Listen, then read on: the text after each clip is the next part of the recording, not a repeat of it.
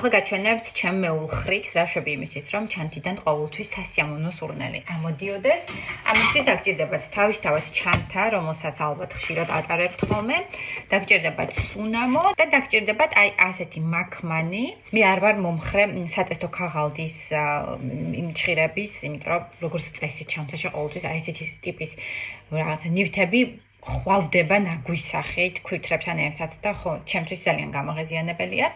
ახლა ვიღებთ ჩემს საყვარელ guidance, ამ შემთხვევაში ალბათ ავიღებ 2 გაგკურებას, 1, 2, იმიტომ რომ იცით რომ ძალიან ინტენსიურია guidance 46, საკმარისია სრულებით იმისთვის, რომ დიდხანს შერჩეს სურნელი. და ახლა ნახეთ ჩანთაში, აი აქ დავამაგრებ იმისთვის, რომ ხელისშემსრულებელი არ იყოს ის და არ ამოვარდეს.